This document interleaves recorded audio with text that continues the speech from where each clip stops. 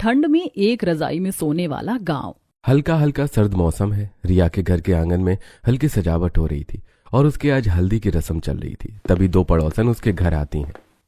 अरे शांति, आ जा जरा, कहाँ चली गई? देख, हम सारे गद्दे और रजाई लेकर आ गए हैं। अंदर से शांति आती है। अरे तुम लोगों ने तो सच में कमाल कर दिया, वरना मुझे तो समझ नहीं आ रहा था कि मैं क्या करूंगी।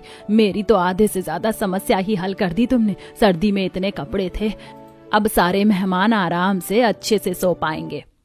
अरे इसमें भला परेशानी वाली और समस्या वाली क्या बात है? चिंता मत करो, हम हैं ना तुम्हारे साथ। वैसे भी हमारा पूरा गांव एक परिवार की तरह ही है। तुम्हारे घर में शादी है तो समझो हमारे घर में शादी है। चलो अब सभी खड़े होकर बातें करते रहोगे कि रिया बिटिया को जाकर हल्दी भी लगाएंगे। देखो सारी बहुओं ने तो उसे हल्दी लगा भी दी। आज पड़ोस की सभी बहुएं रिया को हल्दी लगा रही थी और उसे मुबारकबाद दे रही थी। देखो तो हमारी प्यारी रिया कितनी अच्छी लग रही है। अब तो हमारी गुड़िया रानी बड़ी हो गई। बिल्कुल, अब तो हमारी रिया अपने सैया के घर जाएगी और हम सबको भूल जाएगी। हाँ बिल्कुल, ससुराल जाने के बाद तो सैया से मिलने के बाद कहाँ किसी को अपने मायके की याद आती है। और फिर रिया के होने वाले पति तो हैं ही एकदम रोमांटिक और डैशिंग।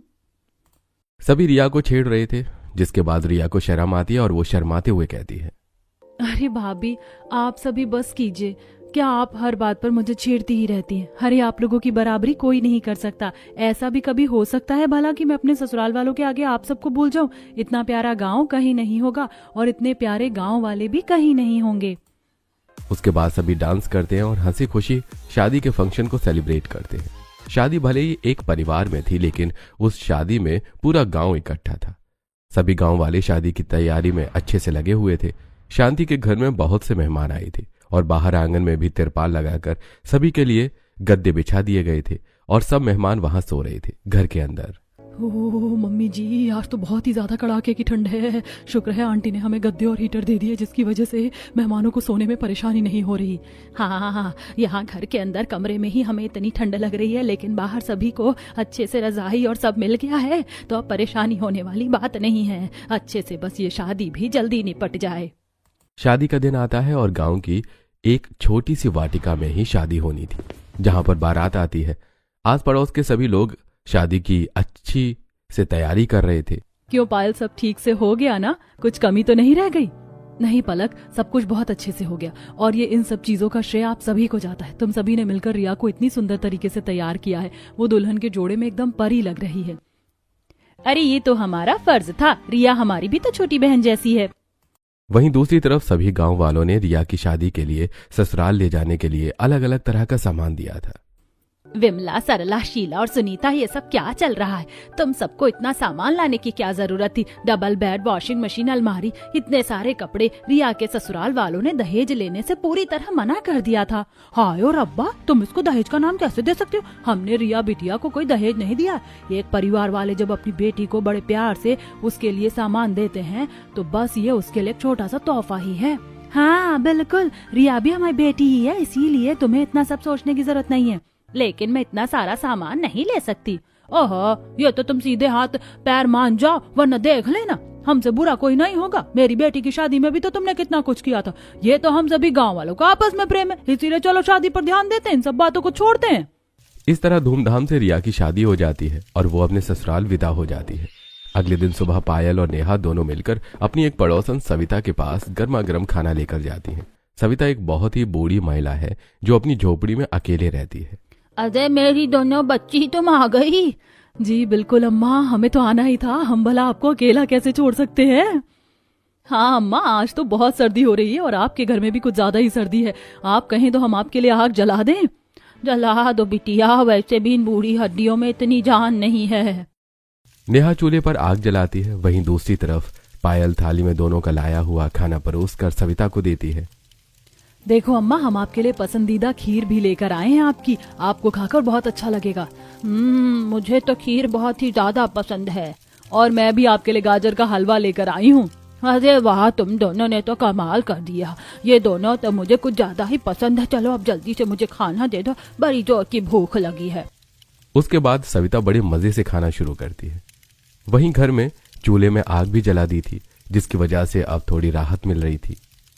आग जलाने के बाद कितना अच्छा लग रहा है। अब ठीक है, अब इस ठंड से थोड़ी राहत मिलेगी। अच्छा अम्मा एक बात बताओ, आप भी मेरे साथ चलोगी या फिर यहीं रहोगी? मैं तो तुम्हारे साथ ही जाना चाहती हूँ। अब तो अकेले ही दीवारें मुझे खाने लगी हैं। तो हम तो आपको कितनी बार कहते हैं कि हमारे साथ रहा करो, लेकिन नहीं, एक हफ्ता रहती हो फिर वापस पता नहीं यहाँ पर अकेले आकर क्यों बैठ जाती हो। क्या करूँ बेटा, कई बार बच्चों की बड़ी याद आती है तो फिर यादें ताजा करने के लिए यहाँ पर आ जाती हूँ।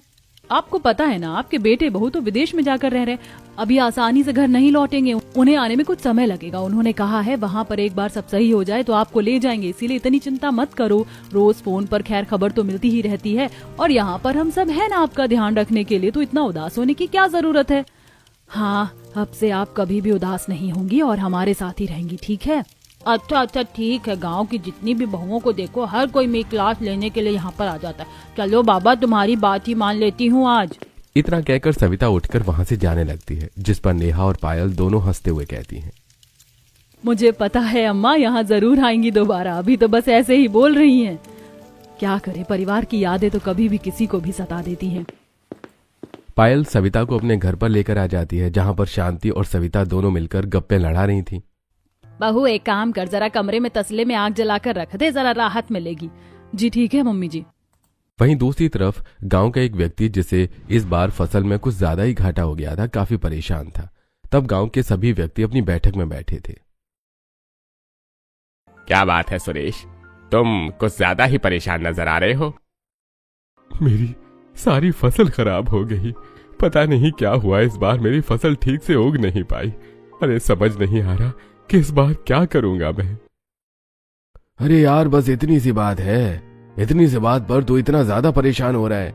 अरे हम सब है ना तेरे साथ, हम सब तेरी मदद जरूर करेंगे और हर समय एक जैसा नहीं होता। आज दुख है तो कल सुख जरूर होगा, इसलिए जिंदगी में हार नहीं मानते। चल अब अपना मूड ठीक कर, सब ठीक हो जाएगा। इस तरह हर मुसीबत में गांव वाले एक दूसरे की बहुत ज्यादा मदद करते थे।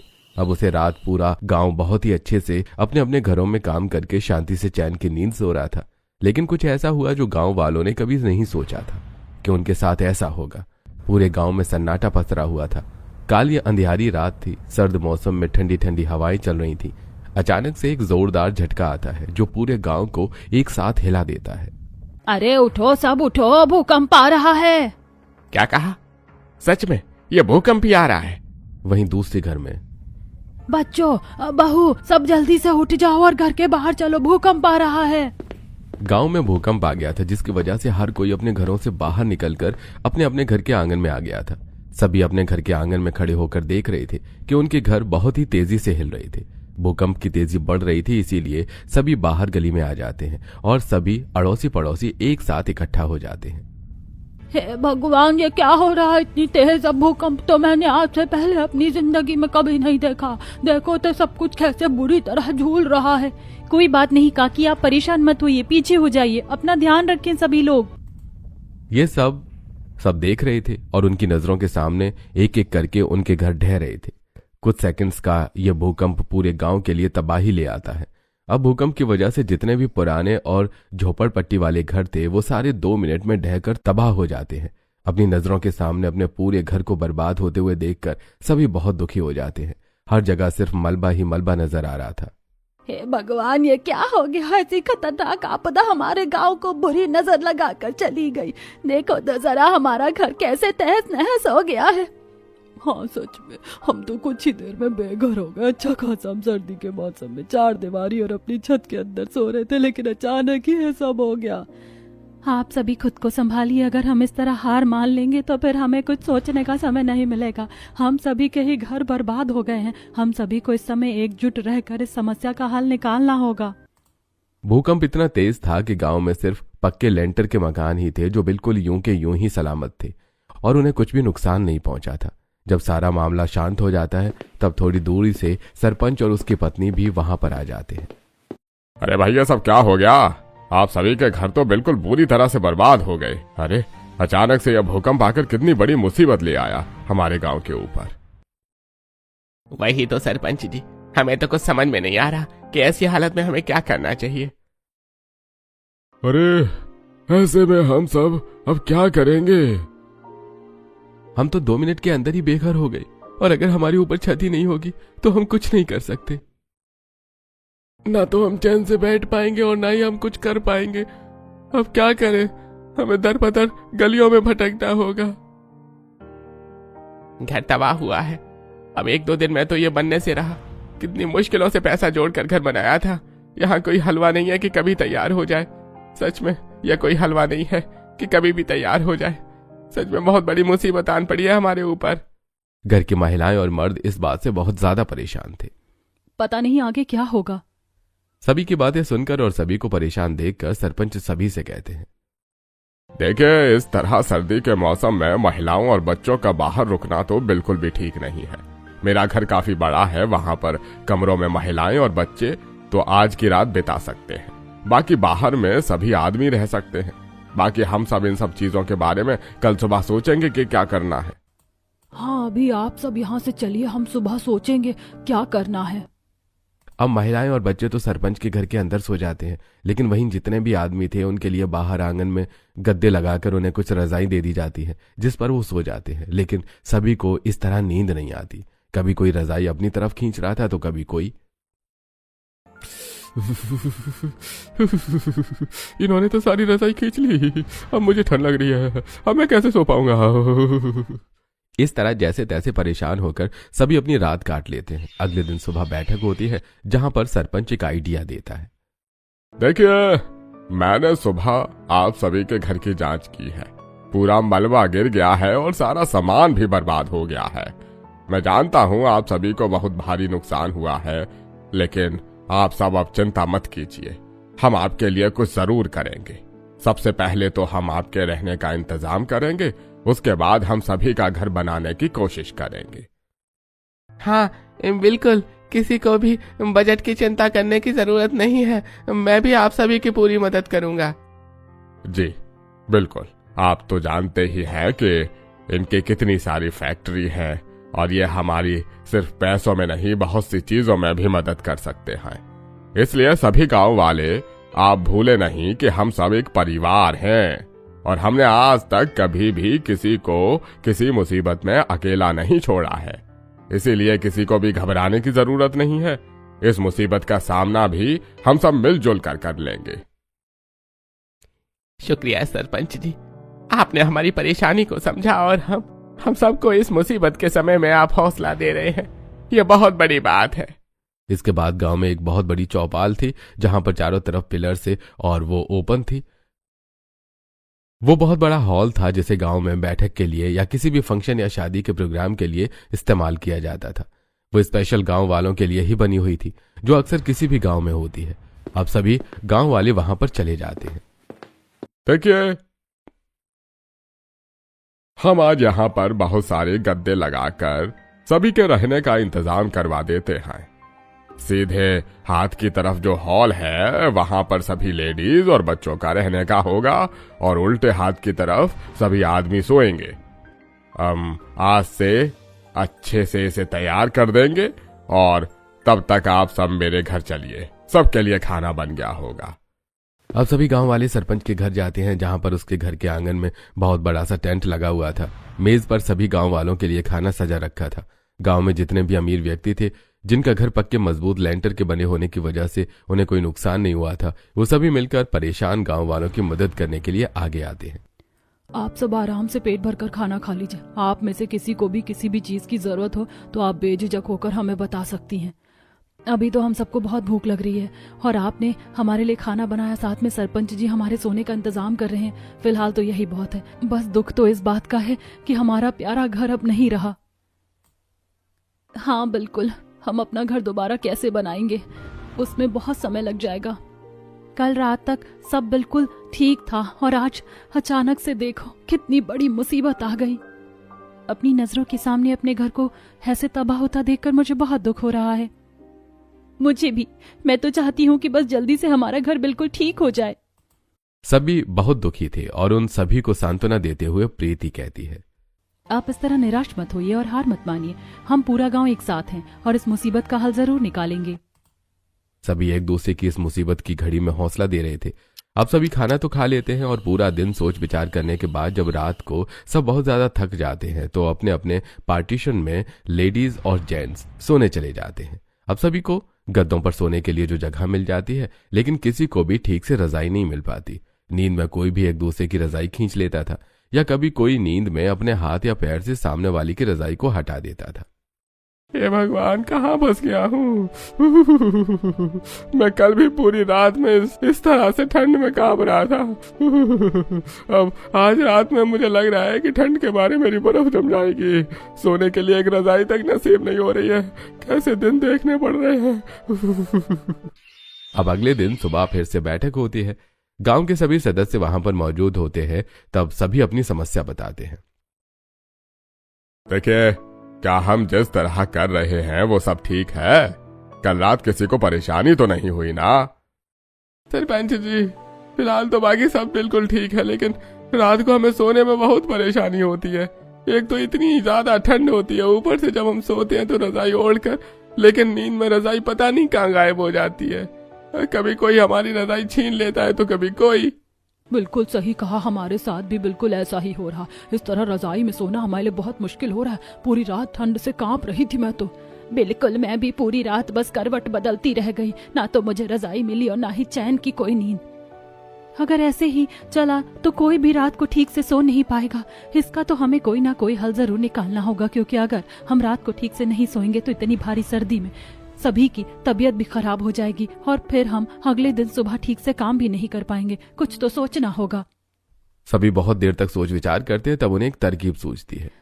क्यों ना हम ऐसा करें कि सभी के लिए एक बड़ी सी रजाई बना दे, ताकि कोई भी एक दूसरे की रजाई इस तरह छीन ना सके। इस तरह हमें ठंड से राहत भी मिल जाएगी और समस्या भी हल हो जाएगी। हाँ, अगर हम सारी रजाइयों को एक साथ जोड़ देंगे तो कोई भी रजाई हटेगी नहीं और किसी को रात को ठंड नहीं लगेगी। बिल्कुल सही कहा, मुझे तो ये आइडिया बहुत अच्छा लग रहा है। हम सभी रजाई को एक साथ जोड़ सकते हैं और जोड़कर एक बड़ी लंबी चौड़ी रजाई बना सकते हैं, जिसके बाद किसी को भी परेशानी नहीं होगी। हम गर्ल्स टीम तो ये काम बहुत इजीली कर सकती हैं। चलो, कम से कम रात को जो सोने में परेशानी होगी रजाई की वजह से, वो तो समस्या हल हो जाएगी। अब पूरा गाँव एक रजाई में सोएगा तो परेशानी वाली कोई बात नहीं होगी। फिर तो हम सभी को सारा जरूरत का सामान एक साथ इकट्ठा कर लेना चाहिए और अभी ही तैयारी शुरू कर देनी चाहिए, ताकि आज रात तक की रजाई तैयार हो जाए और आज रात को ही किसी को सोने में परेशानी ना हो सके। इस तरह सारी गर्ल्स टीम इकट्ठा होने के बाद सभी रजाइयों को एक साथ लेकर आती हैं और उसके बाद उन्हें खोलकर बड़ी बड़ी चादरों और साड़ी की मदद से उन्हें एक साथ करके जोड़ देती हैं। और सभी रजाइयों को एक साथ जोड़ने के बाद बातें करते हुए सभी रजाई को जोड़ रही हैं और साड़ी का कवर भी कर रही हैं। अगर हम सभी ऐसे ही मिलजुल कर काम करते रहे तो ये काम जल्दी ही खत्म हो जाएगा। वैसे भी हमें 2 रजाई बनानी होंगी, एक गर्ल्स डिपार्टमेंट के लिए और एक बॉयज डिपार्टमेंट के लिए। सभी महिलाएं बहुत ज्यादा मेहनत कर रही थीं और वो कुछ समय बाद सारी रजाइयों को मिलाकर एक बड़ी सी रजाई बना देती हैं। ये तो एकदम परफेक्ट बन गई। इसके बाद हमें कोई भी परेशानी नहीं होगी। हाँ, अब सभी को सोने में बिल्कुल आसानी होगी। अब हमें एक रजाई और तैयार करनी है, तो एक रजाई गर्ल्स डिपार्टमेंट के पास चली जाएगी और एक दूसरी बड़ी रजाई मैन डिपार्टमेंट के पास चली जाएगी। इस तरह बहुत कड़ी मेहनत के बाद एक बड़ी सी रजाई तैयार हो जाती है और रात को सभी महिलाएं वहां चौपड़ के बाहर वाले आंगन में बड़ा सा चूल्हा बनाकर और बड़े बड़े बर्तन रखकर सभी के लिए खाना बना रही थी। राशन खत्म हो गया था, इसीलिए मैंने और राशन भरवा दिया। किसी को भी खाने की कमी नहीं होनी चाहिए। सभी को अच्छे से पेट भरकर खाना खाना है। अगर राशन में थोड़ी बहुत कोई भी कमी होती है तो आप मुझे तुरंत बता देना, मैं राशन मंगवा दूंगी। जी ठीक है, बिल्कुल। इस तरह सभी खाना खाते हैं। दिन में सभी आदमियों ने अपने खेत को संभाला था। हालांकि वो सब वहां पर गुजारा कर रहे थे, लेकिन हर किसी को अपने घर की चिंता सता रही थी। सभी गांववासी एक साथ आंगन में बैठकर खाना खा रहे थे। अरे बस जल्दी से हमारा घर तैयार हो जाए। हमारे घर के आगे बहुत बड़ा आंगन है। हम सारा सामान वहां पर रखकर दोबारा अपने घर की नींव डालना शुरू करेंगे। इस बार हम सब करेंगे तो बहुत ज्यादा महंगे में पड़ जाएगा, लेकिन हमें घर को मजबूती से बनाना चाहिए ताकि दोबारा हमें इस मुसीबत का सामना न करना पड़े। हर कोई अपने घर को लेकर बहुत ज्यादा चिंतित हो रहा था। अब खाना खाने के बाद जब रात को सभी सोने जाते हैं तो पूरा गांव एक बड़ी सी रजाई में ही सो रहा था। कड़ाकेदार ठंड में पूरा गांव एक रजाई में सो रहा था। अब किसी को भी रात को परेशानी नहीं हो रही थी और इस बार उनके ऊपर से रजाई भी नहीं हट रही थी। अरे आज तो रजाई में लेटकर मजा आ रहा है। आज किसी ने भी इतनी देर से मेरे ऊपर से रजाई नहीं हटाई। अरे बिल्कुल सही कहा, मुझे तो आज ठीक लग रहा है, वरना तो कल पूरी तरह कांप रहा था। हाँ, ऐसे में सोने में काफी गर्माहट का भी एहसास हो रहा है और अब परेशानी भी नहीं हो रही है। इतनी बड़ी रजाई तो कोई भी नींद में उतार कर ना तो हमसे छीन पाएगा और ना ही दूर फेंक पाएगा। अच्छा है हमारी पत्नियों ने मिलकर ये तरकीब निकाली और हमें अब ठंड से राहत मिल पाएगी। वहीं दूसरी तरफ गर्ल्स डिपार्टमेंट में भी यही हाल था। सभी महिलाएं एक बड़ी सी रजाई में मिलजुल कर लेटी हुई थीं। वैसे सच में कमाल कर दिया सीमा बहू ने तो इतना अच्छा आइडिया देकर। ऐसी एक बड़ी सी रजाई बनाने के बाद उसमें सोकर बहुत अच्छा लग रहा है। आज लगता है रात को हमें ज्यादा परेशानी नहीं होगी। नहीं आंटी जी, बिल्कुल भी नहीं होगी। आज लगता है रात को हम सब आराम से घोड़े बेचकर सोने वाले हैं। इस तरह रजाई की समस्या भी हल हो जाती है। अब पूरा गांव एक बड़ी सी रजाई में एक साथ सो रहा था। इतनी बड़ी मुसीबत के समय भी गांव वाले हार नहीं मानते और इसी मुसीबत से लड़ने के लिए वो हर रोज कोई न कोई तरकीब लगा रहे थे। तब सरपंच एक दिन ऐलान करते हैं, देखिए आप सभी के लिए सोने की और खाने की तो व्यवस्था अच्छे से हो गई है। अब चाहे घर बनाने में थोड़ा अधिक समय क्यों न लगे, लेकिन इस बार हम अच्छे वाले मजबूत लेंटर वाले घर बना रहे हैं। देखिए आप सभी के घर के आगे पहले बहुत बड़े बड़े आंगन थे। इस बार ज्यादा मंजिला मकान बनाने की जरूरत नहीं है। एक मंजिल मकान बनेंगे, लेकिन मजबूती के साथ बनेंगे। अरे सरपंच जी, आपने बिल्कुल सही कहा। वैसे भी मेरी खुद की कंस्ट्रक्शन फैक्ट्री और कंपनी है। मैं आप सभी को अच्छा मटेरियल वाला सामान सस्ते में लाने की मदद करूंगा। साथ में हमारे गांव में जितने भी मिस्त्री हैं उन्हें अच्छे से काम आता है। उन्हें सभी को इस काम में मदद करनी होगी। उन सभी के साथ हम सब अपना अपना घर बनाने के लिए खूब मेहनत करेंगे और मदद भी करेंगे, ताकि हमारा घर जल्दी से जल्दी बनकर तैयार हो सके। बिल्कुल, अरे भगवान की दया से हम सभी ये काम जल्दी ही पूरा कर लेंगे। अब सभी गांव वालों ने अपना एक छोटा सा एक मंजिल का लेंटर का पक्का मकान बनाने के बारे में निर्णय ले लिया था। उसी दिन से सभी गांव वाले मेहनत करना शुरू कर देते हैं। वो दिन में गांव का बाकी काम भी संभालते थे और साथ में अपने घर को बनाने के काम में भी पूरा हाथ बटाते थे। रात को सभी गांव वाले एक साथ बड़ी सी रजाई में सोते थे। गांव में अलग अलग काबिल मिस्त्री घर बनाना शुरू करते हैं, जिसमें परिवार वाले भी अपना घर बनाने में पूरा योगदान देते हैं। दिन गुजर रहे थे। फिर एक दिन, आपका मकान तो बहुत अच्छा बन रहा है। आपका मकान भी जल्दी ही तैयार होने वाला है। आपका अगर जल्दी बन गया तो बाकी मकान बनाने में उन्हें मदद मिल जाएगी। जी बिल्कुल, चिंता मत कीजिए, हम सब की मदद जरूर करेंगे। हम सब एक दूसरे का घर बनाने में और सारा काम करने में एक दूसरे की मदद करेंगे। हाँ बिल्कुल, मेरे घर का भी काम खत्म होने वाला है। उसके बाद मैं बाकी सभी के घर का काम जल्दी करवाने में मदद करूंगा। इस तरह सभी गांव वाले एक दूसरे की ताकत बनकर एक दूसरे की मदद करने की कोशिश कर रहे थे। धीरे धीरे सभी का एक एक मंजिला मकान बनकर तैयार हो जाता है। मुझे तो यकीन ही नहीं हो रहा कि हमारा सबका घर बनकर तैयार होने वाला है। विश्वास तो मुझे भी नहीं हो रहा। ये हम सभी गांव वालों की मेहनत और लगन का कमाल है। जहां एक तरफ सभी गांव वालों के घर अब बनकर धीरे धीरे तैयार होने ही वाले थे, वहीं दूसरी तरफ सभी गांव वाले जब रात को एक साथ एक ही रजाई में सोते हैं तो वैसे जब हम सभी का मकान बनकर तैयार हो जाएगा और हम सब अपने अपने घर में जाकर रहने लगेंगे, तब मुझे ये दिन भी बड़े याद आएंगे कि हम सब ने इस तरह एक साथ मिलकर किस तरह कष्टों के दिन गुजारे हैं। हाँ, और वैसे ये भी बहुत बड़ी यादगार के रूप में याद किया जाएगा कि हम सभी ने मिलकर ऐसे में एक बहुत बड़ी रजाई बनाई थी जिसमें पूरा गांव एक साथ मिलकर सोता था। वैसे ये बात तो तुमने बिल्कुल ठीक कही। आज से पहले ऐसा कभी नहीं हुआ होगा और ये भी एक अलग ही नई तरह की कारस्तानी है। जब हम सभी अपने घर में चले जाएंगे तब हम इस रजाई का क्या करेंगे? इसे याद के रूप में रखेंगे। मेरे हिसाब से तो रखना चाहिए। कल को वो कोई भी फंक्शन होगा तो हम इसे इस्तेमाल तो कर सकते हैं कम से कम। तुम सब भी ना, पता नहीं रात को कैसी बातें लेकर बैठ गई हो। इस रजाई का क्या करेंगे क्या नहीं वो तो हम बाद में देख लेंगे। अभी तुम सब सो जाओ। सुबह उठकर सभी को फिर घर बनाने के लिए काम भी करना पड़ता है। खूब सारी बात करने के बाद सभी सो जाते हैं। इतनी बड़ी रजाई में सभी गांव वालों ने साथ मिलकर ठंड में सोना शुरू किया था। गांव वाले बहुत मेहनत करते हैं और जब आखिरकार उन सभी का अपना खुद का घर बन जाता है तब सभी अपने अपने घर में शिफ्ट हो जाते हैं। सरपंच की मीटिंग में सभी बहुत खुश थे।